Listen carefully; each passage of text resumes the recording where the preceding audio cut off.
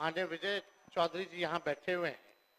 आप सब लोगों को पता है कि हमारी सरकार जब 7 में थे, इससे पहली वाली सरकार 17 महीने, तो हम लोगों ने जातीय आधारित गणना कराई थी। और जातीय आधारित गणना इसलिए कराई थी क्योंकि राज्य सरकार जो है सेंसस नहीं करा सकती, इसलिए हम लोगों ने सर्वे कराया था।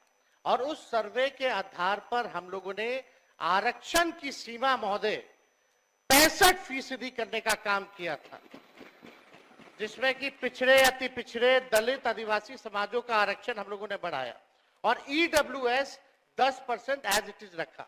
आज संविधान दिवस है महोदय, और संविधान दिवस के दिन पर कम से कम ये चर्चा, कम से कम सरकार से अपेक्षा ये की जाएगी कि इसका कम से कम जवाब देने का काम करे और इस दिशा में आरक्षण जो हमारी सरकार, जो महागठबंधन की थी पूर्व में, जो 65% हम लोगों ने बढ़ाया था, इसके लिए क्या कदम उठा रही है फिर से लाने के लिए। अध्यक्ष महोदय, आप जान रहे हैं कि हाई कोर्ट 9/11/23 में यह पारित हुआ था मेरे जन्मदिन के अवसर पर, आपको बखूबी याद होगा। और ये 20/6/24 को जो है मना कर दिया गया हाईकोर्ट द्वारा, और ये दिया गया कि इसका जो है प्रॉपर स्टडी जो है नहीं हो पाया है, इसको देखते हुए इसको निरस्त कर दिया गया। हमारा ये सवाल है महोदय कि जो संदेह नीतीश जी को था, माननीय मुख्यमंत्री जी को था, आपको था, हमको था कि भाजपा के लोग जो है किसी ना किसी प्रकार से कोर्ट जाकर के इसको निरस्त कराएंगे। इसलिए माननीय मुख्यमंत्री जी ने एक मिनट मेरी बात तो सुन लो। अरे बात है, एक चीज जानकारी देना चाहिए अध्यक्ष महोदय, पहले हम तो बोलेंगे, फिर बोलिएगा। अब तो आप बोलिएगा, मेरी बात खत्म हो जाने तो फिर आप बोलना। पहले तो आपकी सरकार नहीं थी, पहला जानकारी दो। अरे नीतीश कुमार की सरकार थी, आप कौन थे? महागठबंधन की सरकार, वो जानकारी जैसे आप है ना, जैसे आप है। अभी किसकी सरकार है? भाजपा की सरकार नहीं है क्या? बोलिए, भाजपा की सरकार नहीं है? बोलिए, बिना आधार और प्रमाणिकता के किसी भी पार्टी के बारे में इस तरह का बयान देना के पद पर बैठे संविधान के में शोभा नहीं देता है। ये गैर संवैधानिक काम करते हैं, बिना प्रमाण के बात रखना। ये संविधान विरोधी लोग हैं, इनकी संविधान विरोधी है। संविधान विरोधी लोग संवैधानिक संस्था का अपमान कर रहे हैं। फिर बोलिएगा। बैठ जाइए, बैठिए, एक मिनट बैठने दीजिए, बैठिए ना, बैठिए, बोलिए, बैठ जाइए, आप ही बैठ जाइए। देखिए, लेकिन माननीय मुख्यमंत्री जी के कहने एक मिनट, आज ही मैंने आग्रह किया है, कल भी मैंने कहा था ये बात, संसदीय लोकतंत्र में हम अगर बेहतर ढंग से अपनी बात रखेंगे, मुझे भी उस जगह पर रहने का अवसर मिला है और मैं समझता हूं कि बेहतर ढंग से बात रखेंगे तो बात में वजन भी आता है। तो सभी से अपेक्षा करता हूं, केवल नीति बात नहीं कर रहा हूं, सबसे अपेक्षा करता हूं अपनी बात रखते समय ठीक ढंग से अगर बात रखेंगे, ढंग से बात रखेंगे आप, तो संविधान का सम्मान भी होगा और आपके विषय में दम भी आएगा। बोलिए। महोदय, समय देश के लिए हम आभारी हैं और हम लोग भी सहयोग कर रहे हैं, लेकिन माननीय मुख्यमंत्री जी जब हम लोगों ने पारित किया 9/11/2023 में, तो एक तय हुआ हमारे मंत्रिमंडल द्वारा कैबिनेट में माननीय मुख्यमंत्री जी के आदेश पे कि डर है कि कहीं ये कानून जो हम लोगों ने आरक्षण का लाया है खत्म ना हो जाए, इसके लिए आप सब लोग मिलकर के प्रेस कॉन्फ्रेंस कर लीजिए। और सम्राट चौधरी जी जो आप बोले, थोड़ा प्रेस कॉन्फ्रेंस का वीडियो हम आपको भेज देंगे आप दोनों को। उसमें माननीय चौधरी जी ने क्या कहा था, अशोक चौधरी जी ने क्या कहा था, हमने क्या कहा था, आपको प्रमाण मिल जाएगा। चलिए, दूसरी बात मेरा यह है कि अब तो स्टडी, अब तो सुप्रीम कोर्ट में चल रहा है, अब हम लोग भी सुप्रीम कोर्ट में, आरजेडी भी पार्टी बनी हुई है उसको लेकर के। अब मेरा सवाल ये है कि जो बहालियां हो रही है, जो आरक्षित वर्ग है, उसको नुकसान हो रहा है कि नहीं हो रहा? 16% हो रहा है ना।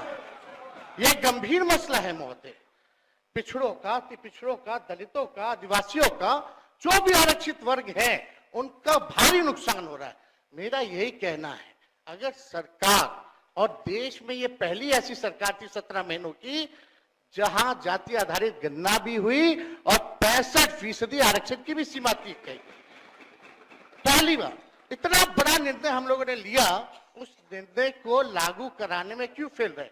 अब महोदय 2 पॉइंट हम खाली रखना चाहते हैं कि 23 में ये लागू हुआ, 23 में ये लागू हुआ, सुन लीजिए आप भी अरे भाई बैठिए ना। अध्यक्ष अरे बिल्कुल विषय नहीं, इसका विषय है ये क्या? विषय की वो जगह महोदय प्लीज। उस जगह पर नेता प्रतिपक्ष के रूप में हम बैठते थे, यही व्यक्ति बोलने नहीं देते थे। आज खुल करके यही अंतर है। आज नेता प्रतिपक्ष के रूप में इस पर डिबेट कर रहे थे, आप माइक बंद कर दिया। अध्यक्ष महोदय 2 पॉइंट अवगत करा रहे हैं आपको, आप बैठिए। अवगत करा रहे हैं। हम लोग हर तरीके से सदन चलाना चाहते हैं, आप भी डिस्टर्ब कर रहे हैं। तेज जी बोलिए। 2 पॉइंट संक्षेप में कि बताइए। ये 11-23 में चौधरी जी 11-23 में 9-11-23 को ये लागू हुआ, निरस्त जो है हाईकोर्ट से 20/6/24 में हुआ। हम लोगों की मांग थी कि इसको शेड्यूल 9 में डाल दिया जाए। अगर आप लोग आरक्षण के पक्ष में थे केंद्र सरकार, तो इसको शेड्यूल 9 में क्यों नहीं डाला गया, पहला प्रश्न।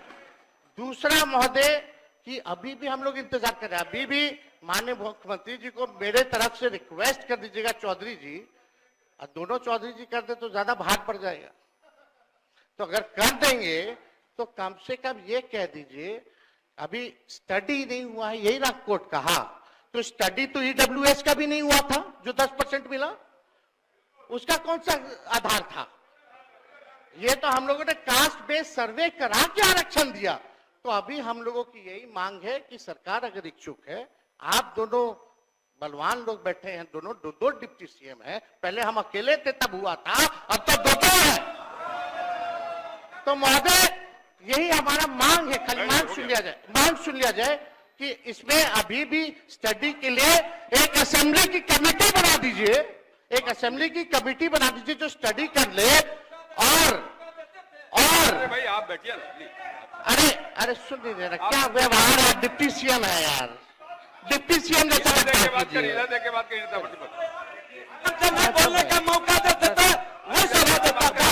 मांग ही नहीं अरे रखने देते। संवैधानिक पद का हमारी ये मांग है संविधान कि की बात स्टडी के लिए महोदय न्याय की बात कर एक रहे हैं। कमेटी विधानसभा की बना दे सरकार, शर्म आना चाहिए उनको। 4 दिन का ये जो 5 दिन का सत्र है इसको 1-2 दिन और बढ़ा दे, और कैबिनेट से जो संशोधन करना है कम से कम 65% नहीं 85% कर दीजिए आप, 10% और बढ़ा करके बिल ले आए, हम लोग सब लोग मिलकर के पास करने का काम करेंगे, यही मांग है। माननीय मंत्री संसदीय कार्य।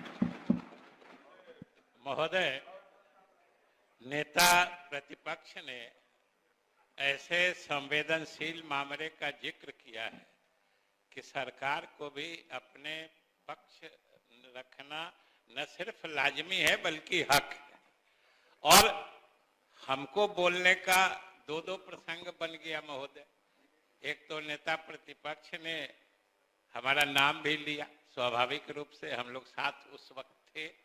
और दूसरा, जिस विभाग से ये मामला संबंधित है, सामान्य प्रशासन विभाग से, उस समय उस विभाग को देखने की, विधानसभा के मामले में विभागीय मामलों को देखने की जिम्मेदारी भी उन्होंने मुझे अधिकृत की है। इसलिए मैं उचित समझता हूं कि सारे तथ्यों को सदन के सामने रखूं। महोदय, आसन अवगत है और हम समझते हैं लगभग सदन के सभी सदस्य अवगत हैं, और सरकार को यह मानने में कोई परहेज नहीं है कि ये मामला जब जब आया है, लगभग सभी दलों ने, और लगभग भी बेकार जोड़ना है, सभी दलों ने इस मामले में एकजुटता दिखाई है, इसमें कोई दो राय नहीं है। अभी नेता प्रतिपक्ष कह रहे थे कि हम लोगों की सरकार ने इसे गिनती कराई थी। सही बात है, उन्होंने कहा है कि जिस समय गिनती हुई थी उस समय आप भी हम लोगों के साथ सरकार में थे। सरकार नीतीश कुमार की ही थी उस वक्त भी। महोदय सरकार नीतीश कुमार की ही थी और आप साथ में थे महोदय, लेकिन हम कहाँ इनकार कर रहे हैं। हमने तो आपने जो सहयोग दिया है, सारे दलों ने सहयोग, बैठे बैठे टिप्पणी मत करिए, सारे दलों ने सहयोग दिया है। सरकार को इसको मानने में कोई एतराज नहीं है, लेकिन उतना ही सत्य ये भी है कि ये विचार मौलिक रूप से मुख्यमंत्री जी का था। उन्होंने बात को आगे बढ़ाया और आप सब लोगों ने साथ दिया। हमारे बीजेपी के साथियों ने विरोध पक्ष में भी रह के साथ दिया था, आप लोगों ने भी साथ दिया विरोध में भी रह के, हम लोग के साथ सरकार में भी रह के।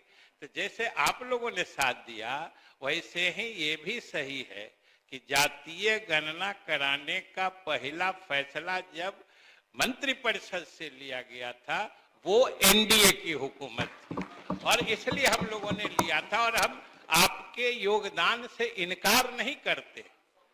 आपने सहयोग दिया। जब ये गणना हुई थी महोदय, जब गणना हुई थी, लेकिन यह भी सत्य है कि जब ये पहला फैसला अरे बैठिए बैठिए, जब ये पहला फैसला मंत्रिमंडल से हुआ था उस समय भी हुकूमत एनडीए की थी और जब रिपोर्ट रखा गया और आरक्षण की सीमा बढ़ाई गई वो भी एनडीए की ही सरकार के समय में हुआ। इसलिए दोनों छोर पर हमारे पुराने साथी ही हमारे साथ में थे, सहयोग आपने भी दिया था। और महोदय जहां तक कह रहे थे नेता प्रतिपक्ष, अब मौलिक आइडिया ये हमारे मुख्यमंत्री नीतीश कुमार जी का था, उनके दिमाग में बात कैसे आई थी, इन सब बातों का तस्करा मेरे ख्याल से बहुत समय हो चुका है, हमें हो चुका है, उसका जिक्र करके और महोदय आप बैठिए ना, आपकी बात पर फिर हम आ रहे हैं। महोदय दूसरी बात है कि इन सारी बातों के होते हुए भी हम सब की राय बनी थी कि इस कानून को 9वीं अनुसूची में डाला जाए, ये हम सब की राय थी, इस राय से भी कोई अलग नहीं थे। और 9वीं अनुसूची में डालने का महोदय, अरे विषय गंभीर है, सुनिए, आप उसको मजाक में बना रहे हैं।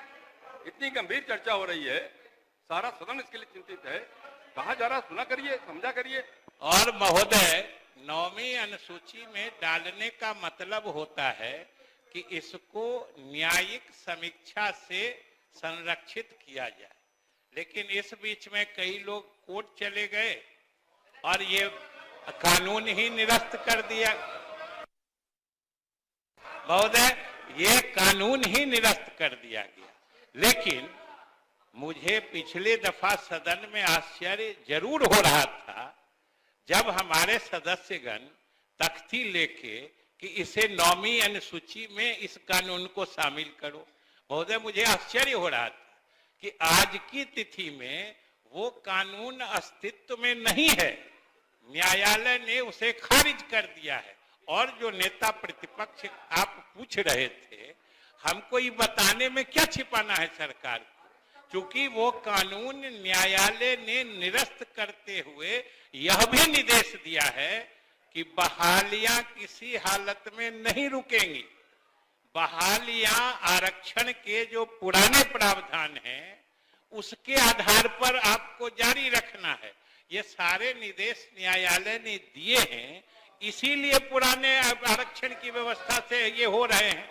और महोदय दूसरी बात हम यही कह रहे थे कि इसमें जब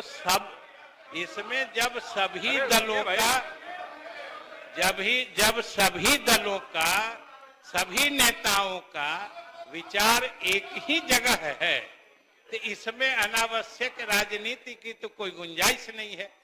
ये तो पूरा बिहार जानता है जो किसकी अगुवाई में काम हुआ, किन किन लोगों ने समर्थन दिया, और सरकार सब लोगों को धन्यवाद देती है और सब लोगों से अपील भी करती है कि जो लोग भी जिस हैसियत से, जिस तरीके से उच्चतम न्यायालय में वहां पहुंचकर सरकार के द्वारा लागू किए गए बढ़े हुए आरक्षण सीमा को फिर से बहाल करने में जो मदद कर सकते हैं वो करें। ये होता है तो सरकार उनका भी एहसानमंद होगी। हम लोग तो खुले तौर पर महोदय चाहते हैं कि हम लोग तो जिस दिन उच्च न्यायालय ने उसे निरस्त किया उसके अगले दिन से तैयारी करके कम से कम समय में अपील दाखिल किया, और इस बीच में इंटरिम स्टे का भी हम लोगों ने महोदय रिक्वेस्ट किया, लेकिन न्यायालय ने नहीं माना है।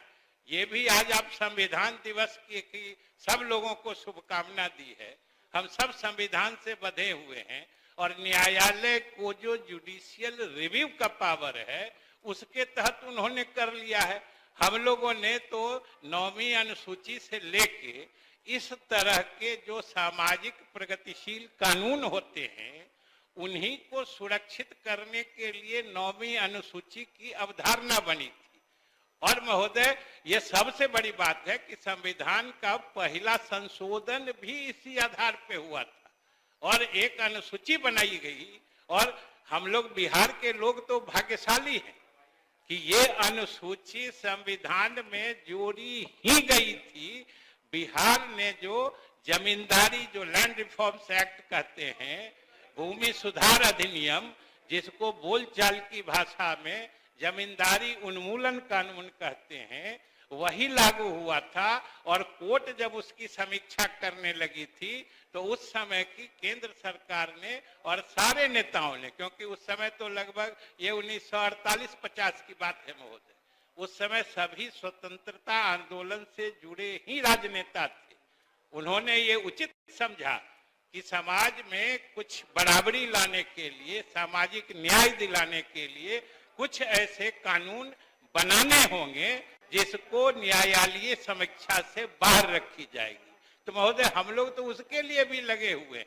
कानून एक बार सुप्रीम कोर्ट बहाल कर दे, फिर हम लोग इसको 9वीं अनुसूची में भी डलवाने का प्रयास करेंगे। इसलिए महोदय सरकार सभी दलों के प्रति मतलब आभारी है कि सब लोगों ने इसमें मुख्यमंत्री की पहल में समर्थन दिया। माननीय उप मुख्यमंत्री सम्राट चौधरी, आप नहीं, आपको आपकी बात हो। अरे 2 मिनट, 2 मिनट, 2 मिनट, उप मुख्यमंत्री बोल रहे हैं। 2 मिनट, 2 मिनट तो बोलने दीजिए। बोले सुनेंगे। एक मिनट ना हो। बैठ जाइए सत्या जी बैठ जाइए। हम लोगों ने मंत्री जी की बात को सुना अच्छे से। आप जिसको श्रेय देना है दे दीजिए। हमको खाली चिंता है आरक्षित वर्गों को जो नौकरी में हिस्सेदारी मिलनी थी वो बोले। दूसरी बात कि नवंबर में ये पारित होता है, कोर्ट का आदेश रद्द होता है 7वां महीना अगले साल 24 में, तो 7 महीना अगर अनुसूची 9 में हमारी सिफारिशों को अगर केंद्र सरकार ने नहीं माना तो आप किसको दोषी समझते हैं? दूसरी बात, तीसरा महोदय जो हमारी मांग थी, अभी भी आप कमेटी बनाने के पक्षधर है कि नहीं? और दूसरा बिल ले आइए, उसमें संशोधन कर दीजिए, उसमें 75% था, इसमें 85% करके लाइए, हम लोग बढ़ा देंगे, बस यही चाहिए। माननीय मुख्यमंत्री सम्राट चौधरी। अध्यक्ष महोदय, मेरी घोर आपत्ति है कि ये एक तो इन्होंने जो जिक्र किया संविधान दिवस पर संविधान में और लगातार कोर्ट के ऊपर हमला कर रहे हैं, ये अत्यंत ही दुर्भाग्यपूर्ण है। और कोर्ट के खिलाफ कि कोर्ट को मैनिपुलेशन करने का काम, यही इससे बड़ा दुर्भाग्य क्या होगा? आप कह रहे हैं कि कोर्ट में कोई पार्टी चली गई। अरे गलतफहमी मत फैलाइए। आपको 15 साल आपके आदरणीय माताजी पिताजी को राज करने का मौका दिया था, एक व्यक्ति को आरक्षण नहीं मिला। बिहार में एक व्यक्ति को आरक्षण नहीं मिला और आप आज आरक्षण की बात कर रहे हैं। अरे यहाँ तो 2001 का भी चुनाव याद है लोगों को, कोई मुखिया का आरक्षण नहीं था, न अति पिछड़ा को न दलित को। और आप कहानी सुना रहे हैं 2006 में जब एनडीए की सरकार बनी तब पिछड़ा को आरक्षण मिला। ये कहां से आप सिखा रहे हैं? देखिए, अरे मैं जानता हूं, आपको जानता हूं अच्छे से, बैठ जाइए। देखिए 15 साल को लोग भूला नहीं है और अच्छी तरह से जानता है कि आप आरक्षण के कितने समर्थक हैं। एक व्यक्ति को आरक्षण नहीं दिया, एक व्यक्ति को, कोई पिछड़ों को, दलितों को, अति पिछड़ों को बिना आरक्षण का और किसी भी हालत में, किसी भी हालत में सब लोग जानते हैं। देखिए 2000 तो आज की जो आरक्षण की व्यवस्था है इसमें स्पष्ट तौर पर है कि इस देश में कोई बिना आरक्षण का नहीं है। यहाँ बिहार में भी कोई बिना आरक्षण का नहीं है, सभी वर्ग में आरक्षण है। तो क्या ये जो मजाक आप बना रहे हैं, ऐसा कुछ नहीं है। आप एकदम बेफिक्र रहिए, डबल इंजन की सरकार काम कर रही है और आप सुप्रीम कोर्ट में मामले चल रहे हैं। जब उसका निष्पादन होगा तो आगे जरूर उसके आगे की कार्रवाई की जाएगी।